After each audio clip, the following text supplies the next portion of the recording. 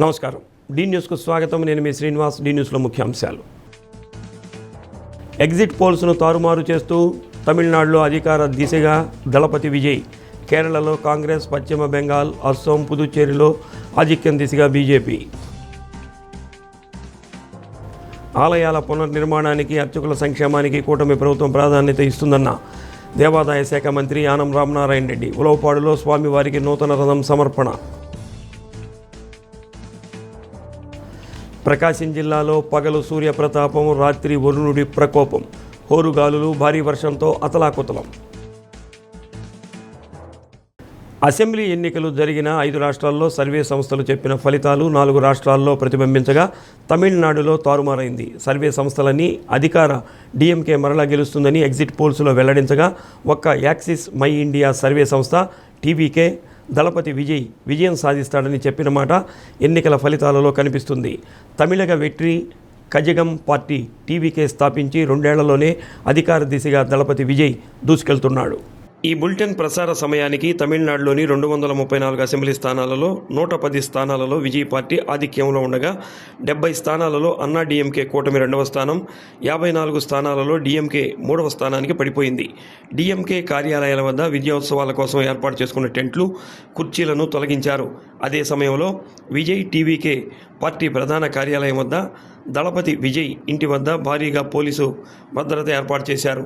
King మేకర్ను కాదు, కింగ్నే అవుతా అన్న తలైవా విజయ్ తన స్టేట్మెంట్ను నిజం చేసుకున్నాడు. ఇక చైతన్యానికి మారుపేరుగా ఉండే కేరళలో అధికార కామ్రేడ్లకు కన్నీళ్లే మిగిలాయి. మొత్తం 140 అసెంబ్లీ స్థానాలకు గాను కాంగ్రెస్ నేతృత్వంలో యూడీఎఫ్ 96 స్థానాలతో ముందంజలో ఉండగా సిపిఎం నేతృత్వంలోని ఎల్డీఎఫ్ 42 స్థానాలు, బీజేపీ నేతృత్వంలోని ఎన్డీఏ 2 స్థానాలలో ఆధిక్యంలో ఉంది. అందరూ ఊహించినట్లుగా అస్సోంలో అధికార బీజేపీ 126 స్థానాలకు గాను 99 చోట్ల ముందంజలో ఉండగా కాంగ్రెస్ 25 స్థానాలలోనూ, ఏఐయుడిఎఫ్ 2 స్థానాల్లోనూ ఆధిక్యంలో ఉంది.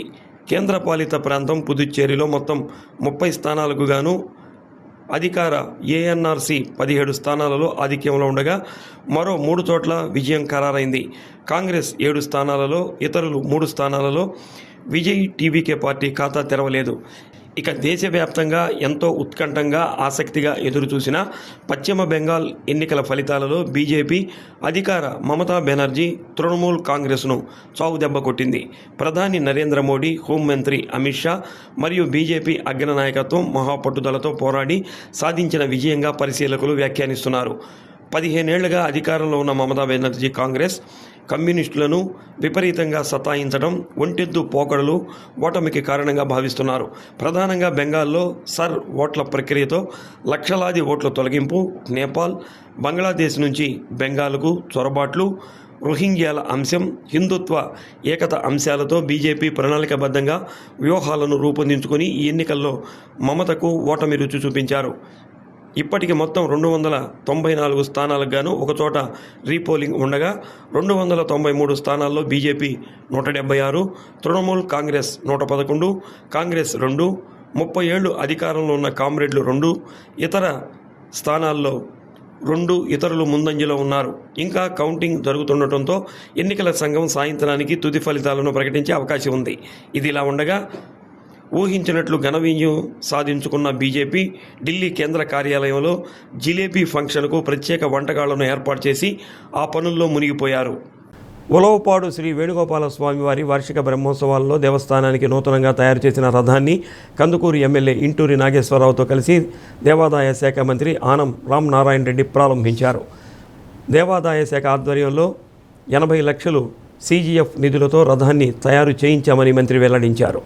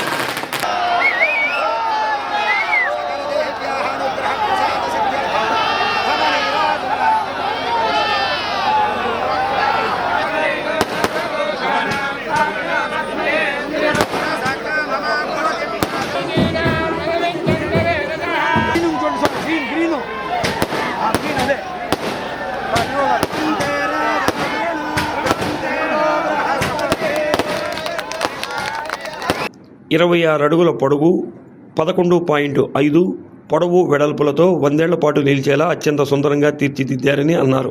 అనంతరం వేలాది మంది భక్తులు గోవిందనామస్మరణ మధ్య నూతన రథోత్సవం కన్నుల పండుగలా జరిగింది. ఆలయ అధికారులు పూర్ణకుంభంతో వారికి స్వాగతం పలికారు. రాష్ట్రంలో ఆలయాల పునర్నిర్మాణం, పునరుద్ధరణ, అర్చకులు మరియు పూజారుల భద్రత కోసం రాష్ట్ర ప్రభుత్వం అత్యంత ప్రాధాన్యత ఇస్తుందని మంత్రి నారాయణ రెడ్డి తెలిపారు. కందుకూరు నియోజకవర్గంలో 9 ఆలయాల పునర్నిర్మాణానికి 8.40 కోట్లు మంజూరు చేసినట్లు మంత్రి వెల్లడించారు. 4 గ్రామాల్లో శ్రీవాణి ట్రస్ట్ ద్వారా భజన మందిరాలు నిర్మించబోతున్నట్లు చెప్పారు. కరేడు చెన్నకేశ్వర స్వామి దేవస్థానం రాజగోపుర నిర్మాణానికి త్వరలోనే నిధులు మంజూరు చేస్తామని అన్నారు. ప్రకాశం జిల్లాలో 13 భజన మందిరాల నిర్మాణం కోసం 2.40 కోట్లు మంజూరు చేశామని వెల్లడించారు. ఆలయ ధర్మకర్త దేవరపల్లి సుధీష్ చంద్రారెడ్డి దంపతులు, మండల టీడీపీ అధ్యక్షులు రాచగర్ల సుబ్బారావు, పలువురు నాయకులు పాల్గొన్నారు.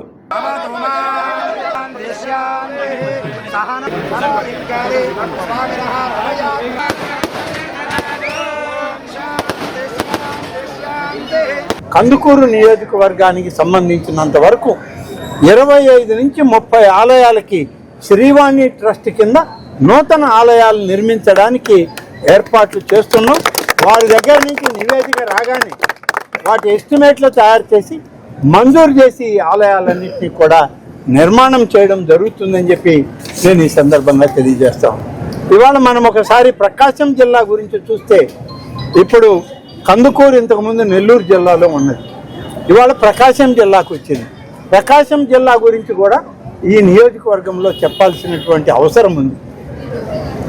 ధూపదీప నైవేద్యాల్లో మొత్తం జిల్లాలో 214 ఆలయాల్లో ఈరోజు 2,54,00,000 రూపాయలు ప్రతి నెల 1వ తారీఖు వచ్చేటప్పటికి వాళ్ళ బ్యాంక్ అకౌంట్కి 10,000 రూపాయలు చెల్లిస్తున్నాం.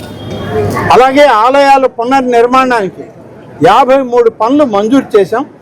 ఈ 53 పనులకి ఇవాళ 54,57,00,000 రూపాయలు ఖర్చు అవుతుంది. దాన్ని కూడా ఎస్టిమేట్లు మంజూరు చేసి ఆలయాల నిర్మాణానికి, ఇవాళ పూర్వ వైభవానికి పురాతన ఆలయాలను తీసుకురావడానికి ఇప్పటికే దేవాదాయ శాఖ అనుమతులు ప్రసాదించింది. శ్రీవాణి ట్రస్ట్ భజన మందిరాలకు సంబంధించి ఈ యొక్క ప్రకాశం జిల్లాలో 2,40,00,000 రూపాయలతో 13 భజన మందిరాలకి ఇప్పటికే మంజూరు ఇచ్చాం. నియోజకవర్గానికి 25 నుంచి 30 ఆలయాలని, ఈ యొక్క శ్రీవాణి ఆలయాలని అనేక గ్రామాల్లో ఎక్కడైతే ఆలయం లేదు అని అంటారో ఆ గ్రామంలో ఖచ్చితంగా శ్రీవాణి ఆలయం నిర్మించే తీరాలన్నదే ఈ ప్రభుత్వం యొక్క ఉద్దేశం.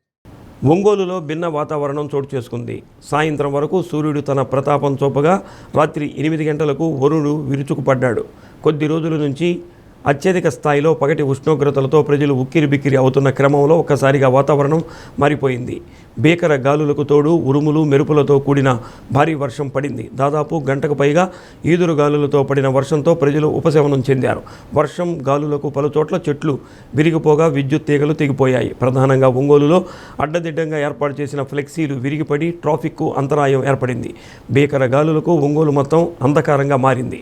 వర్షం గాలులు తగ్గిన తర్వాత గంటలోనే కొన్ని ప్రాంతాల్లో విద్యుత్తును పునరుద్ధరించారు. విరిగిపడ్డ చెట్లను, హోర్డింగులను తొలగించారు.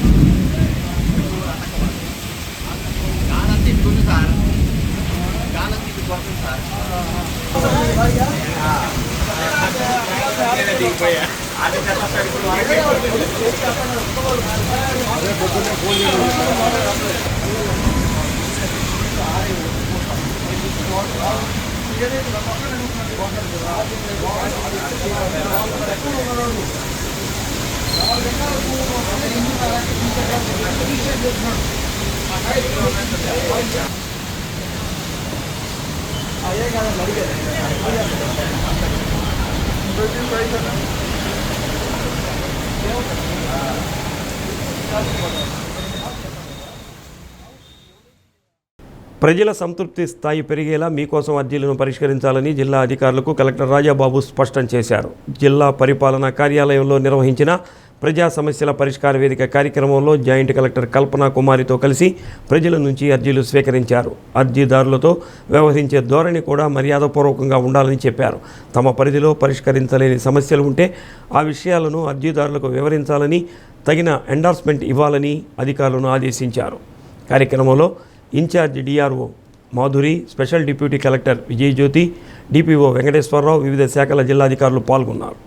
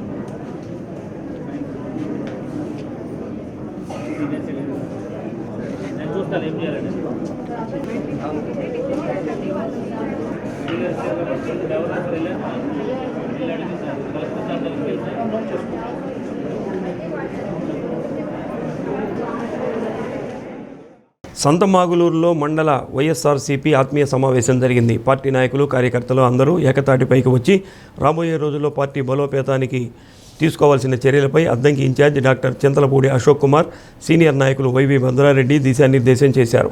మండల వ్యాప్తంగా వివిధ హోదాలలో ఉన్న వైఎస్ఆర్సీపీ నాయకులు, కార్యకర్తలు, అభిమానులు పాల్గొన్నారు.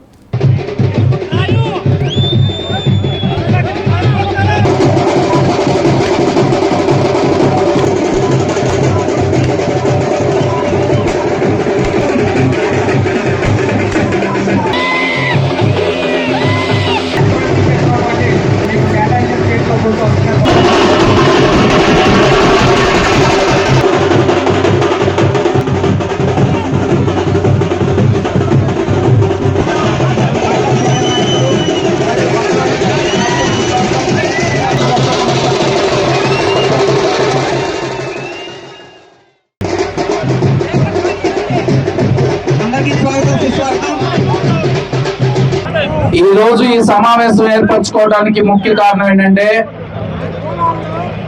ఇక్కడ బాధ్యతలు తీసుకొని దాదాపు 6 నెలల కాలం పూర్తయింది. అంటే హనీమూన్ పీరియడ్ అయిపోయింది. ఇప్పటి వరకు దాదాపు తెలియని ప్రతి విషయాన్ని క్షుణ్ణంగా ఇక్కడ పరిశీలించి తెలుసుకున్నాను. ఎవరెవరు పార్టీకి కష్టపడుతున్నారు, ఎవరెవరు పార్టీకి నష్టం చేయాలని చూస్తున్నారు, ఎవరు ఫోటోలకి ముందొచ్చి నుంచుంటున్నారు, ఎవరు వెనక నుండి పార్టీని ముందుకు తీసుకెళ్ళడానికి ప్రయత్నిస్తున్నారో ప్రతి ఒక్కటి గమనిస్తూనే ఉన్నాను. జగన్మోహన్ రెడ్డి గారు ఇక్కడికి పంపించేటప్పుడు 2 విషయాలు చెప్పారు. 23 మంది నాకు వెన్నుపోటు పొడిచారు, 22 మందిని టేక్ కేర్ చేశాను, బట్ ఒక్కటే మిగిలిపోయింది. దాన్ని ఈసారి ఎట్టి పరిస్థితుల్లోనూ మనం సాధించాలి అనేది ఒక విషయం అయితే, ఇంకొక విషయం ఏంటంటే చాలా కష్టమైనది, గుంట నక్కలు ఎక్కువగా ఉన్నటువంటి కాన్స్టిట్యున్సీని సరిచేసి ముందుకు వెళ్ళాలి అనేది ఇంకొక హామీ లేదా ఆర్డర్ అనుకోండి. జగన్మోహన్ రెడ్డి గారి కోసమే ఇక్కడ పనిచేయండి. అశోక్ అనే వ్యక్తి వస్తుంటాడు, పోతుంటాడు, దాని గురించి మీరు ఏం పట్టించుకోవద్దు. ఈ పార్టీకి ఇద్దరు, ఒకటి కార్యకర్త, 2 జగన్మోహన్ రెడ్డి గారు. ఇప్పుడు కొత్త సిస్టమ్ వచ్చింది. ఇదివరకు కేసు పోయి బెయిల్ తెచ్చుకుంటే వదిలిపెట్టి ఊరుకునేవాళ్ళు. ఇప్పుడు అట్లా కాదు, 10 చోట్ల 10 కేసులు పెట్టి తిప్పుతా ఉన్నారు. వాళ్ళు హెరాస్ చేస్తున్నారు, వాళ్ళు హింసలు పెడుతున్నారు, నానా హింసలు పెట్టి భయంకరంగా ఇంకా రాక్షస పాలనగా చేస్తూ ఉన్నారు. మనం చూసాం అంబటి రాంబాబు గారి ఇంటి మీద కానీ, మన జోగి రమేష్ గారి ఇంటి మీద కానీ దాడి చేసి వాళ్ళ మీదే మళ్ళీ కేసులు పెట్టి వాళ్ళు మళ్ళీ జైలుకి పంపించి ఇటువంటి రాక్షస పాలనలు మనం చూస్తున్నాం. ఈ రోజున మనందరం కూడా మళ్ళా జగన్మోహన్ రెడ్డి గారు ముఖ్యమంత్రి చేసుకుంటే కానీ మనం ఈ రాక్షస పాలన. చీమకుర్తి శ్రీ అభయాంజనేయ స్వామివారి దేవస్థానంలో ఈ నెల 12వ తేదీన హనుమాన్ జయంతి వేడుకలను ఘనంగా నిర్వహిస్తున్నామని ఆలయ అర్చకులు శేష శ్రీధర శర్మ తెలిపారు. భక్తులకు భారీ ఎత్తున అన్నదాన కార్యక్రమం జరుగుతుందని అన్నారు. మన చీమకుర్తి ప్రధానమైనటువంటి మెయిన్ రోడ్లో వెలిసి ఉన్నటువంటి శ్రీ అభయాంజనేయ స్వామివారి దేవస్థానమునందు మే 12న వైశాఖ శుద్ధ బహుళ దశమి హనుమత్ జయంతి సందర్భంగా సప్తాహ కార్యక్రమం మొదలవుతున్నది. 6వ తారీఖు నుండి కూడా రోజుకు ఒక ప్రత్యేకమైనటువంటి అలంకారములతో స్వామివారు జయగీయమానంగా వెలుగొందబోతున్నారు. 6వ తారీఖున చందనాలంకారము, 7వ తారీఖున కదలీ ఫలాలు, 8వ తారీఖున లక్ష తమలపాకులు, ఇలా ప్రతిరోజు ఒక అలంకారంతో స్వామివారికి చేయడం జరుగుతుంది. అలాగే హనుమత్ జయంతి 12వ తారీఖు ముందు రోజు 11వ తారీఖున 216 కలశములతోటి హరిహర క్షేత్రం నుంచి మన స్వామివారికి పూర్ణ కలశములతో అభిషేకం చేయడం జరుగుతుంది. కాబట్టి భక్తమహాశయులందరూ కూడా ఈ యొక్క కలశాలతో పాల్గొని స్వామివారి కలశాలు పట్టుకొని స్వామివారి అభిషేకంలో పాల్గొనవలసిందిగా కోరుచు ఈ యొక్క హనుమత్ జయంతి నాడు స్వామివారి దర్శనం చేసుకొని స్వామివారి కృపా కటాక్షం పొందాలని కోరుచు. వేమన పద్యాలు కల్మష భావాలను తొలగించి మంచి ఆలోచనలను రేకెత్తిస్తాయని టీటీడీ ధర్మాచార్య ఎంవీఎస్ శాస్త్రి అన్నారు.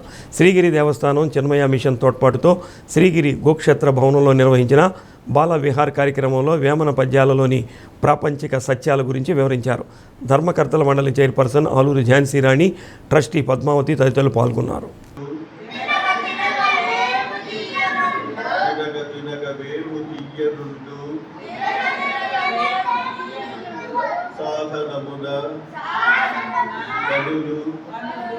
సమకూరు ధరలోన సాధనమున పనులు సమకూరు ధరలోన విశ్వదాభిరామ వినురవేమ తప్పులెన్నువారు తండోపతండంబులు మున్ని జనులకెల్లా ముందు తప్పులెన్నువారు తమ తప్పులెరుగరు తప్పులెన్నువారు తమ తప్పులెరుగరు తమ తప్పులెరుగరు తప్పులెన్నువారు తమ తప్పులెరుగరు. ఉప్పు కప్పు రంగు ఒక్క పోలిక నుండు చూడ చూడ రుచుల ఆడవేరు పురుషులందు పుణ్య పురుషులు వేరయ విశ్వదాభిరామ వినురవేమ ఉప్పు కప్పు రంగు ఒక్క పోలిక నుండు చూడ చూడ రుచుల గాఢవేరు పురుషులందు పుణ్య పురుషులు వేరయ. అద్దంకి నియోజకవర్గంలోని జేపంగుళూరు మండలం కొండమందులూరు గ్రామానికి చెందిన చేనేత కుటుంబాలు మంత్రి గొట్టిపాటి రవికుమార్కు కృతజ్ఞతలు తెలిపారు.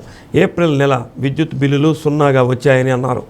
ముఖ్యమంత్రి నారా చంద్రబాబు నాయుడు నాయకత్వంలోని కూటమి ప్రభుత్వం చేనేతలకు ఇచ్చిన హామీని నెరవేర్చిందని వారు అభిప్రాయపడ్డారు. బక్క చిక్కిన నేతన్నకు ఈ పథకం ద్వారా కూటమి ప్రభుత్వం అండగా నిలబడిందని చేనేతలు తెలిపారు. పంచుమర్తి రాజా, జేపంగుళూరు మండలం కొండమందులూరు గ్రామం మాది. కొండమందులూరు గ్రామంలో చాలామంది చేనేత కార్మికులు ఈ చేనేత వృత్తిపై జీవనం కొనసాగిస్తున్నారు. ఈ వృత్తిని ఆధారం చేసుకొని కొనసాగిస్తున్నారు. చేనేత పరిశ్రమ ఎక్కువగా ఉంది ఈ గ్రామంలో. అద్దంకి నియోజకవర్గ మంత్రివర్యులు గొట్టిపాటి రవికుమార్ గారు, గౌరవనీయులు గొట్టిపాటి రవికుమార్ గారు ఈ యొక్క పథకానికి ఎంత కృషి చేసిన నారా చంద్రబాబు నాయుడు గారు గౌరవనీయులు వారు ప్రవేశపెట్టినటువంటి ఈ పథకాన్ని త్వరితగతిన మా చేనేత కార్మికులకు అందించినటువంటి అవకాశం వారి ద్వారా మాకు కలిగింది. సంబంధిత అద్దెంకి నియోజకవర్గంలో ఉన్నటువంటి విద్యుత్ శాఖ అధికారులు కూడా ప్రత్యేకమైన చొరవ చూపించి మాకు ఈ యొక్క పథకాన్ని వర్తించినందుకు మాకు ఆనందంగా ఉంది. గౌరవ ముఖ్యమంత్రులు ఈ పథకం వలన చేనేత కార్మికులు రాష్ట్ర వ్యాప్తంగా ఎంతోమందికి మేలు జరుగుతుందని మేము ఆశిస్తున్నాము. ఈ పథకాన్ని ఇలాగ కొనసాగించినట్టయితే చేనేత వృత్తిపై ఆధారపడి జీవించేవాళ్ళు ఎందరో వారి స్థితిగతులు మెరుగుపరుచుకొని ఆదాయం పొందగలుగుతారని మాకు పూర్తి నమ్మకం ఉంది. గౌరవ ముఖ్యమంత్రి నారా చంద్రబాబు నాయుడు గారు ప్రత్యేకమైన చొరవ చూపి ఈ యొక్క పథకాన్ని చేనేత కార్మికులు త్వరితగతిని తీసుకెళ్లాలి, చేనేత కార్మికులు లబ్ధి పొందాలనే ఉద్దేశంతో ఈ యొక్క పథకాన్ని ప్రజల్లోకి కార్మికులకు తీసుకొచ్చినందుకు ఎంతో ఆనందదాయకంగా ఉందని మేము తెలియజేసుకుంటున్నాం. సంబంధిత అధికారులు, విద్యుత్ శాఖ అధికారులకి, గౌరవ ముఖ్యమంత్రి నారా చంద్రబాబు నాయుడు గారికి, విద్యుత్ శాఖ మంత్రి వర్యులు గొట్టిపాటి రవికుమార్కి ధన్యవాదాలు తెలుపుతున్నాను. బులెటిన్ ముగించే ముందు ముఖ్యాంశాలు మరోసారి. ఎగ్జిట్ పోల్స్ను తారుమారు చేస్తూ తమిళనాడులో అధికార దిశగా దళపతి విజయ్, కేరళలో కాంగ్రెస్, పశ్చిమ బెంగాల్, అస్సోం, పుదుచ్చేరిలో ఆధిక్యం దిశగా బీజేపీ. ఆలయాల పునర్నిర్మాణానికి, అర్చకుల సంక్షేమానికి కూటమి ప్రభుత్వం ప్రాధాన్యత ఇస్తుందన్న దేవాదాయ శాఖ మంత్రి ఆనం రామనారాయణ రెడ్డి. ఉలవపాడులో స్వామివారికి నూతన రథం సమర్పణ. ప్రకాశం జిల్లాలో పగలు సూర్యప్రతాపం, రాత్రి వరుణుడి ప్రకోపం, హోరుగాలులు, భారీ వర్షంతో అతలాకుతలం. డి న్యూస్లో నేటి మాట. మన వెనుక చెడుగా మాట్లాడే వారి గురించి ఆలోచించకూడదు, ఎందుకంటే అలా మాట్లాడే వారి స్థానం ఎప్పుడూ మన వెనకే ఉంటుంది.